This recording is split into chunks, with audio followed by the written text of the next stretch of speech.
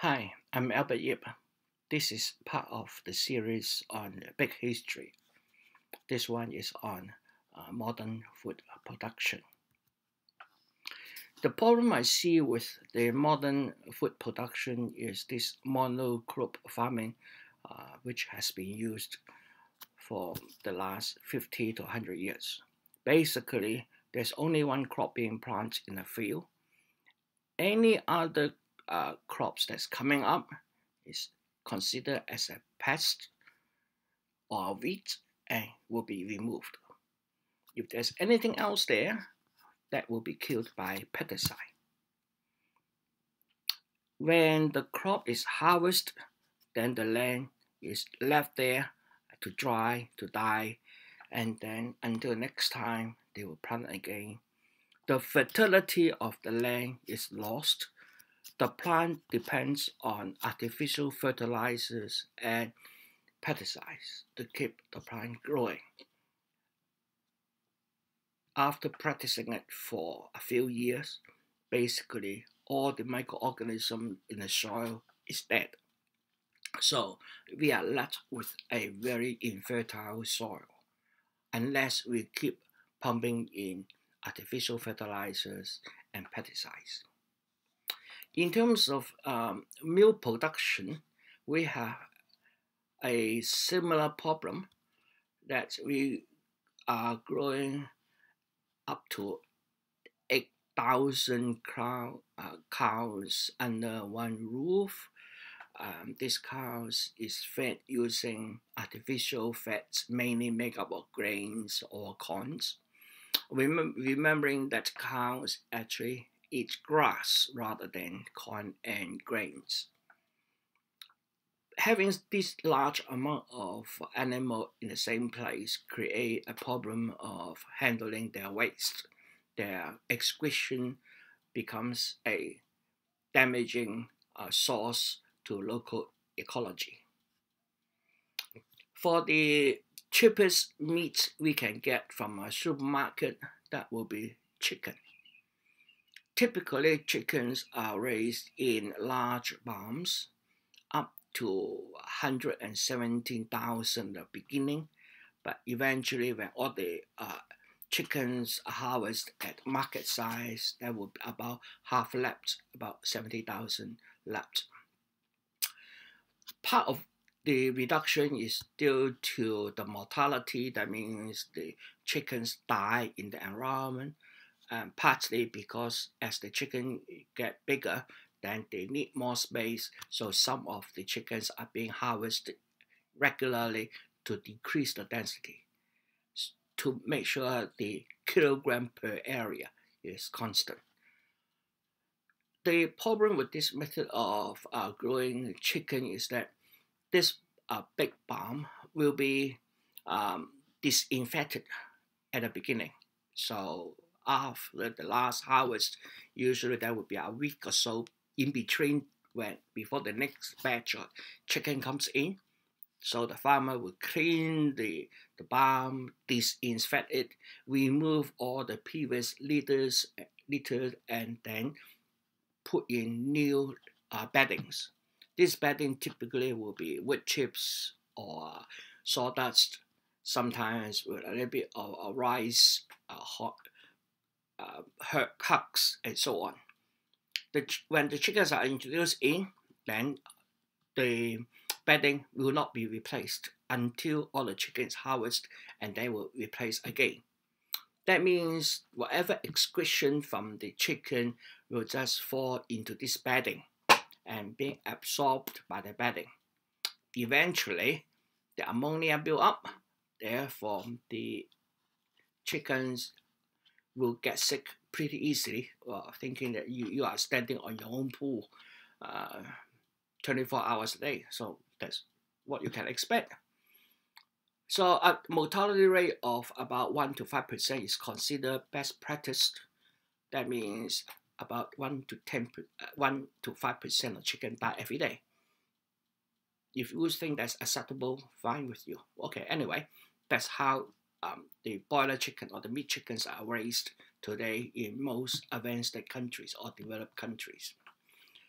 In order to avoid this mortality, antibiotics is typically administered to chickens to prevent the spread of disease. For the eggs, most our eggs are produced as caged eggs. That means the laying hens are kept in cages. Most of the time, a cage will have about 5 to 6 hens there. The size of the cage will probably closely pack in 7 or 8 chickens. That means if the chickens want to turn around, then the other chickens have to be cooperating to give it sufficient space to turn around. The chickens will be in this cage throughout their lives. So as soon as they are born and then being sorted, all the male chickens are being crushed to produce animal feed. The female chickens will be introduced in these cages, and they will live there until their service life ends and will be slaughtered as broiler chickens and so on. So this chicken will be in the cage because they will be living in this barn much longer than the meat chicken. So the excretion is being removed continuously through the conveyor belt underneath the cage. That also means that the chickens are always standing on the metal wires, and they always have to stick their head out and eat the feed, and therefore a lot of time the chickens will have so much scratch that their feathers in their legs are scratched out. So the photograph here is a very well managed farm, and the chickens looks very healthy, but unfortunately that's not always the case. As for the so-called free-range chickens, it's not much better than the caged chickens' eggs, because again, if we want to improve the quality of the eggs, we have to improve the quality of the feed to the chicken. And these chickens are fed typical laying pellets. That means they won't have greens to eat, they won't have light insects to eat. In terms of free range, just in the case of Australia here, chicken farming is actually deregulated in the 2000s. So anybody can actually raise chicken, provided that the farm is in your farm that within a 1 kilometer there's not another chicken farm, and then you have to the raising has to apply to some regulations regarding the welfare of the chickens. If a farmer here in Australia want to claim that their eggs is free ranged, then there are at least 6 different standards to follow. So certification depends on the standard issuing body. If you got certification, then you can claim your eggs to be free ranged. Among all these 6 different standards that I have looked at, the common among them is that the chickens are allowed to roam free during the daylight hours in the open space. Some have limitation on how many chickens per square meter you can use and so forth, but the common feature is the chickens are allowed to roam free. What it meant is, in a commercial operation, they are raising a couple of thousand chickens in each housing. The chickens is allowed to have a yard, and the yard will be year in, year out, day in, day out, the same yard. So basically, the chicken will come out to the yard, run a little bit, find nothing to eat, and go back to the housing to eat. So in terms of nutrients value, there's not much improvement. So that's no reason. That's the reason why free range eggs, although it's much more expensive than the cage eggs, it doesn't provide the better nutrition values. I have to say that obviously there are other methods of raising chickens, but in this presentation I'm not going to touch upon it. So the problem we have with food production, at least in the near future, is the coming climate change. We know that climate is changing, and 2 degree rise is already history. We are looking at about 4 degrees or even more. So the climate is going to be a big problem. The other problem, of course, is fresh water. We don't have, although we are surrounded by oceans, we have lots of water on Earth, but most of the water is not useful in terms of agriculture. The current practice of agriculture or food production depends very much on the cheap availability of energy in terms of petroleum, as well as fertilizer, again in terms of petroleum. We know that with the confirmed reserve of petroleum, we have approximately 40 years of petroleum left. So unless we find a method fast, we have a problem. Again, we also know that our population is increasing. So this increasing of population will have a higher demand in food.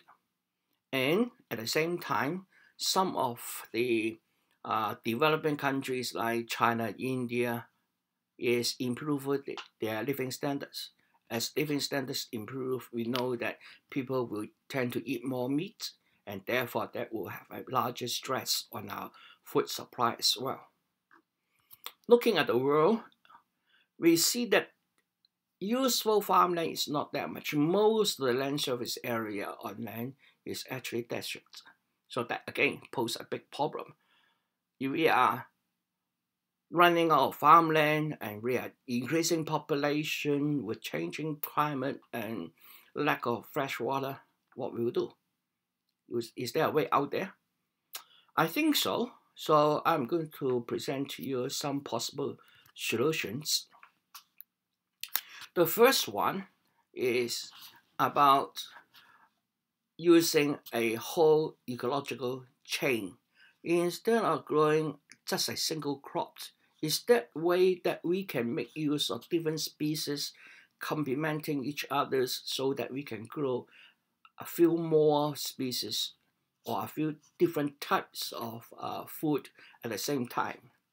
The first one I'd like to introduce to you is aquaponics. Aquaponics is the interplay of two terms, the aquaculture and hydroponics. Aquaculture refers to growing fish in an artificial environment. Hydroponics is growing vegetable. So aquaponics means we try to grow fish and vegetable together. In this combined growing method, the fish itself produces waste. The waste becomes the plant's nutrient. Okay, this conversion process will involve some natural occurring bacteria. So as long as we have the occurring bacteria in the growth media, then the ammonia, etc. from the fish will be converted into nutrients which the plant can absorb. After being absorbed by the plants, the water becomes clean, so that can be used by the fish again. So that is a closed recycle system. What we need is feed the fish, replace the evaporated water, and hopefully the plants and the fish grow well. This is not a new practice. It is just a play of an old idea. In a new modern design, probably we will have a fish tank, and there above the fish tank we have some grow bags for vegetables or whatever plants you desire. A pump is used to pump the water from the fish tank up into the grow bag, and then after passing through the grow bag, it will flow down again to the fish tank to complete the cycle. Today, in a lot of places in China, the farmers are growing rice and fish at the same time. Okay, growing rice and fish at the same time has been practiced for hundreds of years. I don't know how many hundreds of years, but from what I know is at least 600 or more years. The Chinese farmers have been growing fish and rice at the same time. Initially, probably they want to solve the problem of mosquito growth or fly growth in the water, as the water is the rice have to be immersed in water. There's always a constant amount of water there. With the water there, that means there will be possibility of insects grow there. To avoid that insect, they introduce fish into the field. With the fish in the water, then the fish will eat the larvae, eat the eggs, so the insects can't grow. And at the same time, the excretion of the fish becomes fertilizer for the rice. So having rice and fish together is an ancient practice anyway. A modern twist is advocated by these two gentlemen from Australia here. It's called permaculture. The observation is that a forest, a natural forest, remain productive for years or hundreds of years without human intervention. That means the species in the forest complement each other. They come into a synergy so that they grow together. So if we try to replace a few of these plants in a forest so that these plants become food, so that we can eat those plants, then we have a food production system which do not require any human input. That's the original idea of permaculture, by observing nature and try to make nature work for us instead of we work against nature. Here is a photograph of three different properties right next to each other. The middle one, owner practice permaculture. So compare with the two of its neighbors. The two neighbors just grassland with a little bit of equipment for the children. There's not much happening. But for those practicing permaculture, you will see there's a lot of plant going, and in between there's little cages for the animals. The triangular cage there is typically a chicken tractor where they will keep chickens, and the chickens being moved around the land to eat whatever the residues from our harvest. So that is a typical permaculture backyard. In terms of looking at the problem at the moment, I have talked to it, is one of the problems is water. The lack of sufficient fresh water to grow fruit, especially in areas which have little water.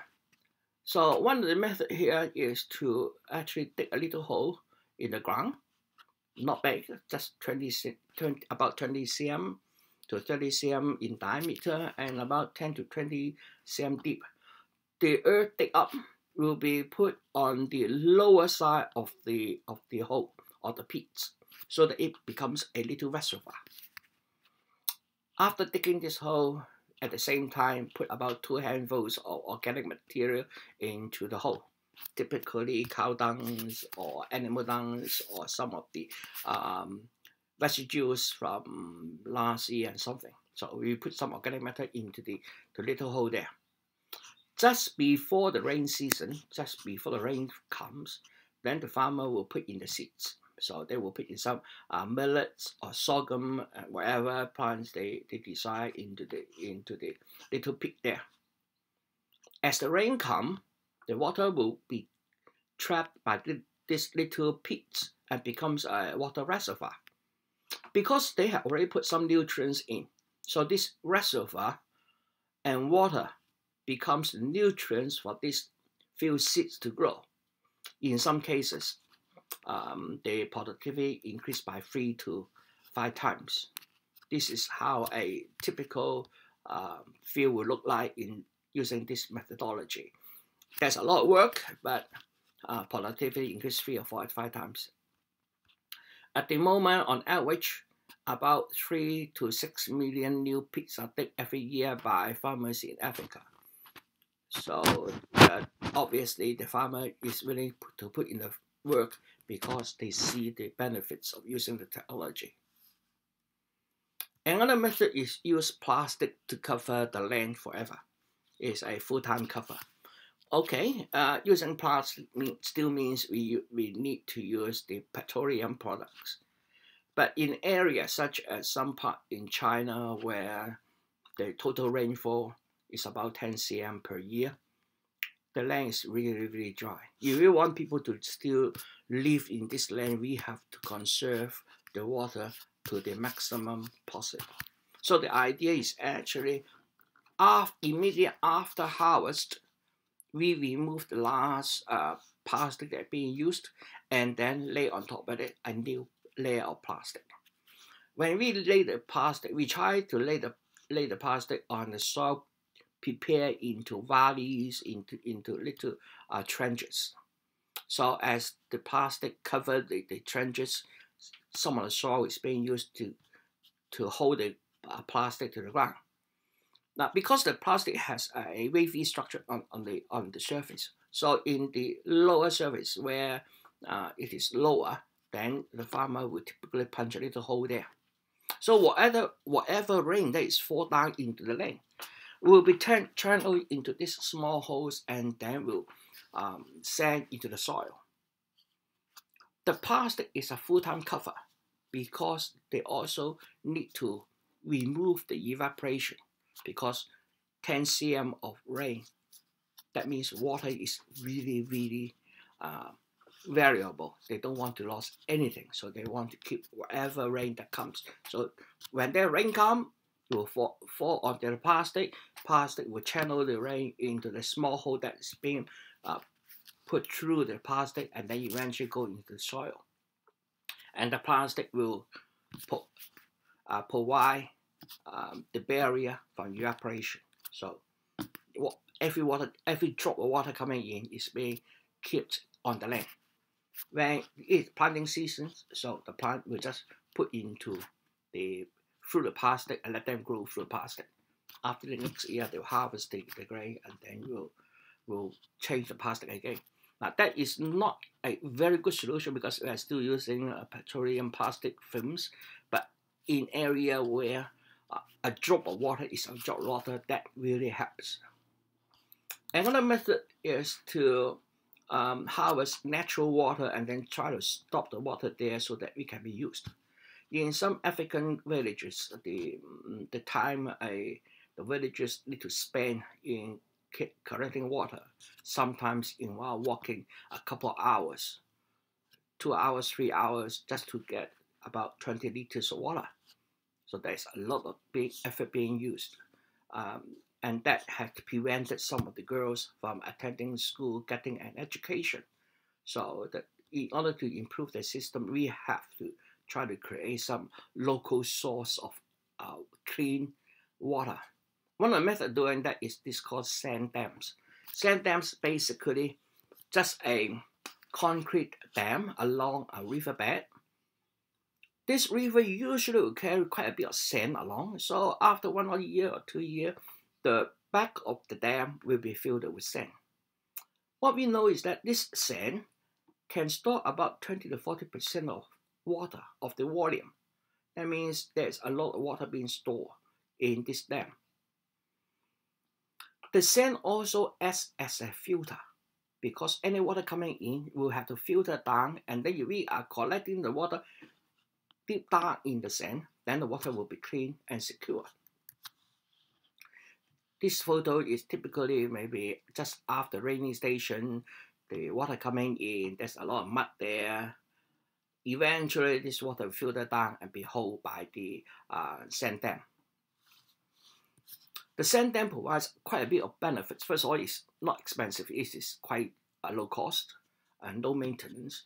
The community tend to own them because there will be some volunteer organizations or NGOs coming in, helping the villagers to locate where the dam should be built and provide some technical supports, maybe give them some concrete or some rebars necessary. Most of the villagers will have to be involved. They have to build it themselves, and they will be looking after the dams once this organization left.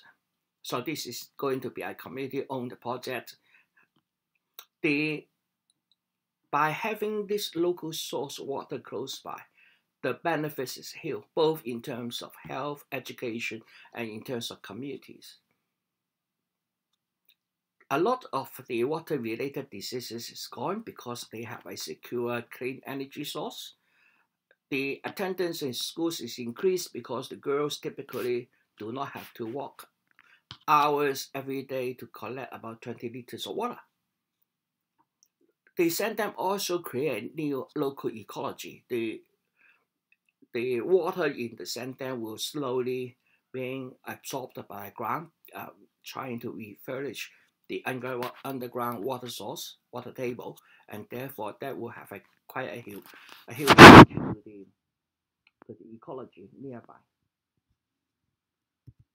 When it is in a slope, like in a hillside, typically the water will just run down the slope very fast.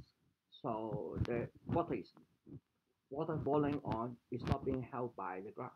So one of the methods of doing that is actually to duct contour lines along the contour. That's called key line water harvesting. We try to duct a trenches along the contour so that when the water comes down, the water is being held down by these trenches. And we try to slow down the flow of water downhill. We make sure the water do not just run down the hill. It will being caught by these horizontal trenches, and then water move sideways and get the water to stay on the land as long as possible. Of course, some water will filter into the underground water storage, and therefore the fertility of the land will improve quite significantly. There's a lot of investment already done in terms of um, monocrop agriculture because we have farming machines, harvesters, and so forth. So for some people, changing from a monocrop into a permaculture situation is not feasible. Permaculture will require a significant amount of work in order to harvest and so forth. So there are new ideas using the land. This is called no-till and full-time cover. What it basically means is it's still a monocrop producing technology, is same crops, same cash crops, the whole field. But in between harvest, we deliberately left the residues of harvest on the ground to cover up the ground.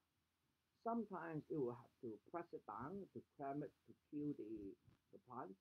Some other times the plant will just die because that makes it annual. So in between harvest, typically they will try to grow some ground cover crops as well.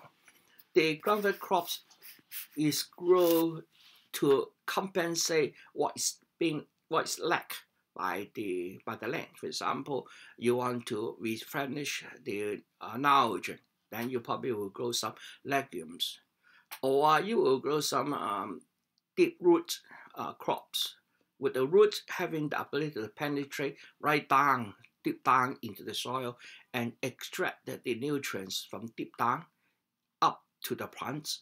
So when the cover crops is being crammed down to kill, this nutrients is spot up on the land surface and then to be eventually decomposed and then to be used by the crash crop. The idea is try to restore the microorganism ecology of the soil, make sure the soil is living. There are costs in planting these cover crops, but most of the time we notice that this cost is recovered through the increase in yield, the reduced use of fertilizer, as well as pesticides. The best practice is where cost of water is also high. If the cost of water is high, then this full-time cover will conserve the moisture in the soil, and therefore it will need less water when your crash crops come in.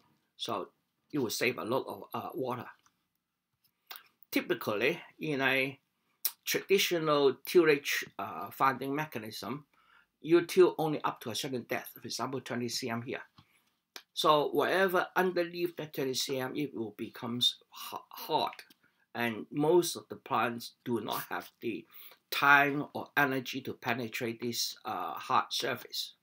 But if you are using a long-term low no-till mechanism, some of the deep roots cover crops will be able to penetrate this right down into the lower layer of the soil, and therefore able to get the nutrients up. Here are some examples. Some of them have the last crops crammed down, like the bottom right. The other showing the crash crop growing among the last harvest. This no-till technology is mostly used in US, in Africa, in America, with a little bit in Australia. But for the rest of the world, it's almost no practice. So there is a lot of ground for improvement. There's a lot of opportunity here to apply this technology.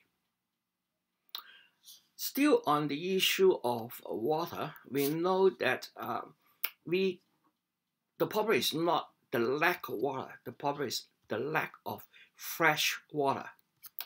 We have typical areas along the seashore where we have the beach. Well, if the beach is about 100 meters, 200 meters wide, well, that's fine. That's a beautiful beach. But when that sand is a couple of kilometers or 10 or 20 or 100 kilometers right into inland, that it becomes a desert.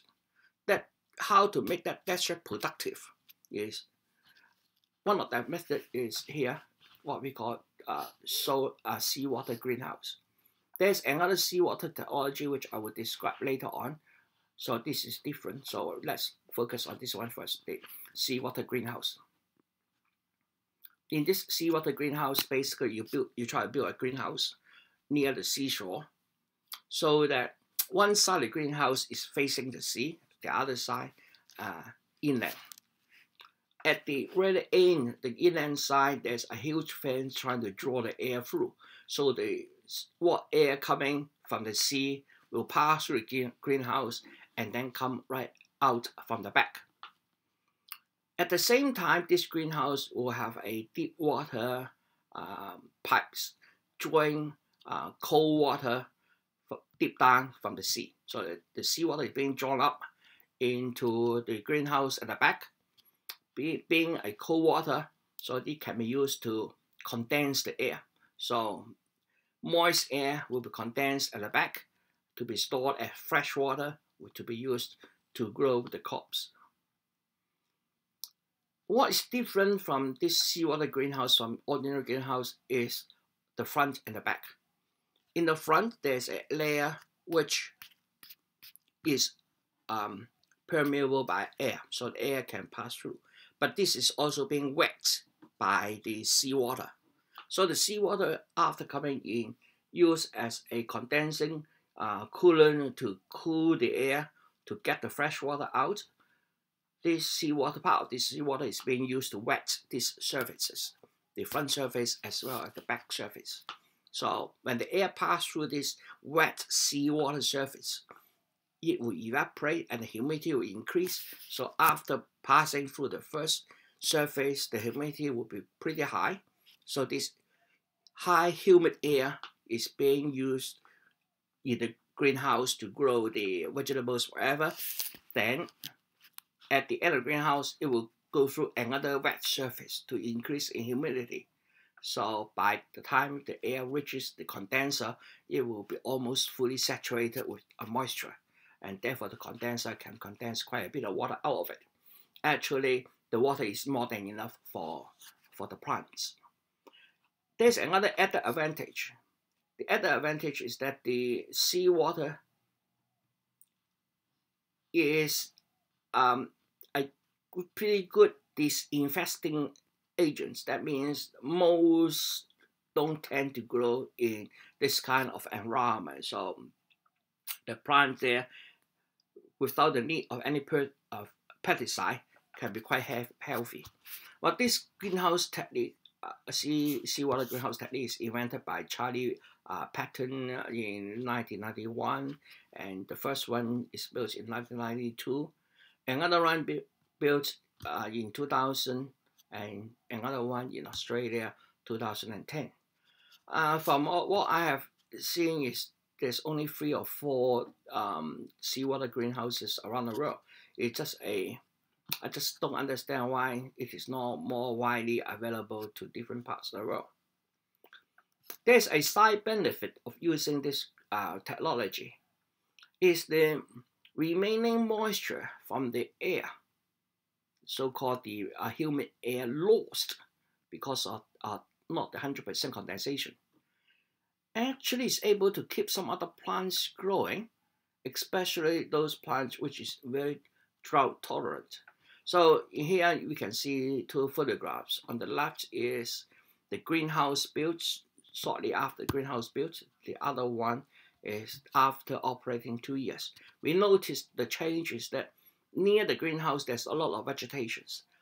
Some more drought tolerant plants is able to make use of the humid air to grow there. So that's quite interesting. I said we have 2 seawater technology. Another one is called seawater agriculture.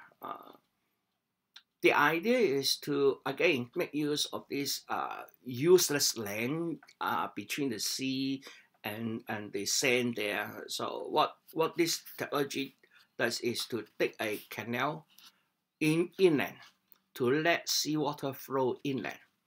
So during high tide, and with the help of a little pump, then we can pump in the seawater from the sea into grow tanks.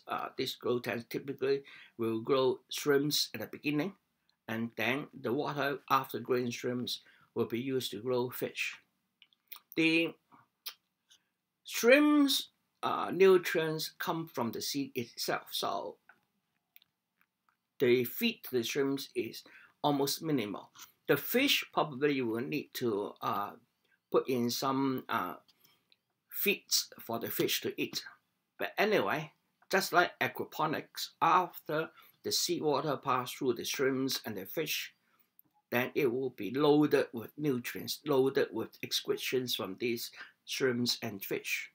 So this very highly nutrient-rich seawater is now passed into a field which grow salt-tolerant plants, such as Salicolium. Salicolium is a plant which the fresh or tender parts can be used like a salad. Its seeds is quite rich in oil, and therefore it can be used to get cooking oil or convert the cooking oil into biodiesel. The tougher parts of the plant can be used as animal feed for the locals, like to feed the sheep and so forth. So the Salicolium field is another crash crop. So now we are talking 3 different crash crop here: the shrimps, the fish, and the Salicolium. And the Salicolium can be divided into the oils from the seeds, as well as the fresh part as salad, and the tougher part for the animal feeds. And the after extraction and the crushed part can be used for other purposes as well. So it is quite a useful plant. But we are not finished yet. After flowing through this Salicolium field, the water entered into another zone right next to this sea border, where they deliberately grow mangroves. And this mangrove forest is grown at a very high density at the very beginning. So it is grown almost as close as possible. After the first year, then the field will be harvested 1-to-1. That means our 2 plants, one of them is harvested for use as firewood and so forth. Another year later, it will be harvested again, maybe again 1 out of 2. And then a couple of years later, harvest 1 out of 2. And then eventually when this forest is being harvested, then they will be planted again with another batch of mangroves. The added advantage is that this mangrove field not only helps to filter out whatever nutrients left in the seawater, it also provides habitat for a lot of marine creatures like crabs, like clams, and small fish, and so forth. And therefore, it becomes another food source for the local or the local birds and so forth. This is a pretty good idea. Again, I don't know why it is not more widely practiced. We now move to another idea. Again, this idea comes from a keen observation of nature. Alan Survey observed that in the African savanna, the herd animals are being kept in a very tight group by the predators like lions and tigers and so forth. These herds, these cattle, for example, will be moving very close together. When on every new piece of land, they will eat and eat and eat, and then they will move on the next patch of grass, and they eat and eat, and then move on and on and on and on. In most of the case, these animals will not come back to the same patch of grass in the same year. That means the grass there have the time to regenerate and to regrow. And so it becomes a sustainable ecosystem. Grass is evolved to behave like that. So when a traditional farming where the grazing animal is left on the field full time throughout the year, whatever grass there do not have a chance to regrow. Whatever little regrow they have, the animal will just live it and therefore eventually exhaust the energy to regrow and the grass will die. By giving the grass time to restore, that means it has the time to restore the energy. After grazing, the grass needs energy from its roots to regenerate. So as the plant regenerate, the photosynthesis kick in again, and then we'll be able to replenish the energy needed in another next round of regrowth. So some energy will store in the roots again. If we constantly graze the same land, the grass don't have the time to regrow, and then with the time to have photosynthesis to recreate the energy needed, and therefore the grassland will die. Here we have 4 photographs, 2 of them side by side. The top 2 photographs on the left side and the right side, it is one photograph. It's 2 land on the border. So on the left side of the property is managed traditionally, and on the right side of property is managed using holistic farming. You can find out so much more green is on the other side than one side. The bottom 2 photographs are taken at the same spot, but several years apart, about the same time of the year. So one side, again, the herding animals there all the time, but after this holistic management, the land regenerate. So what this holistic farming mean is that we try to keep the livestock at a much higher density, usually 2 to 3 times high, 3 to 5 times higher than what is allowed in a typical grassland year-round. But we keep the livestock and public cattle close together and then move the cattle from one part to another part and do not allow cattle to go back to where they have grazed in order to allow the grass to regrow. In typical case is these grasslands are diverse, so we grow different grass in the same grassland, and hence will provide a balanced nutrients to the livestock. The growth density is 3 to 5 times higher. That means we can have more meat to eat. The excretion for these cattle becomes the fertilizer, and the fertilizer is spread on the grass anyway, because as the cow eat, they will excrete, and their urine and dung, etc., just naturally spread throughout the grassland. We can control the cattle using electric fence. What that means is we put a electric fence around the area which allows the cow to eat today. As the cow had learned that if they touch the wire, they will get a shock. So very soon they will learn that don't touch that wire. That becomes a psychological barrier. So sometimes, most of the times, you don't need the electric fencing to be live. Just a electric fence there is a sufficient deterrent for the cattle to pass from one region to the other region. So you can set up these regions very quickly using electric fencing. So you move the cattle from one area to other area, typically maybe once a day. If your density is very high, probably maybe twice a day. If the density is not that high, maybe once every 2 days. But usually once a day is the recommended situation. We can use this method to actually help to farm not only cattle but chicken as well. Okay, the last technology. This is the picture of a typical holistic farming cattle. So you see the grass on the right side of the fence is high, and the cattle is eating right up to the fence. They are not going to breach the electric fence because they have learned that touching it will get a shock. So the cattle is kept on one side. So next day they will just move around. Okay, the last technology I would talk about in this particular presentation is called multi-crop use.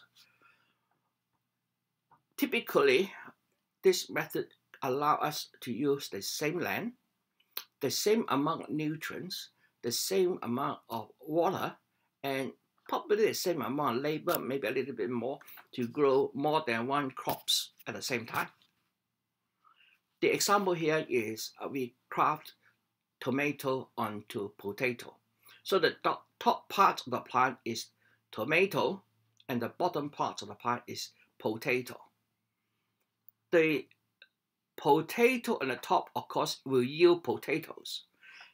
The plant on top will do the photosynthesis, and the photosynthesis will produce all the starch, organic material, etc., etc. That material will be used both to produce tomatoes, as well as being passed downwards to the potatoes to produce the potatoes. But the potatoes at the bottom will do the transportate the collection of water, the nutrients, and pass it upward to the potato on the top. So these two plants cooperate. One is doing the photosynthesis, the other one is doing the water and nutrients collection and so forth. For the farmer, we have two crops at the same time on the same piece of land.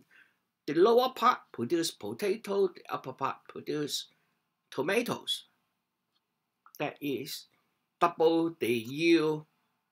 Okay, two different things, but two types of yields with the same amount of land, same amount of nutrients, same amount of water, and probably a little bit more in terms of labor, but that's a pretty good deal. Two crops, same time, same land, same nutrients requirements, same water, and so forth. That means we do have quite a bit of technology available at our hand. The greatest question is, will we be able to change quick enough to avoid a global food shortage, given that we know our population is growing, the petroleum price will be rising, and we have a climate problem in front of us. Thank you for your attention, and we will do another presentation next time. If you are interested and find this useful to you, please subscribe. Thank you. Bye-bye.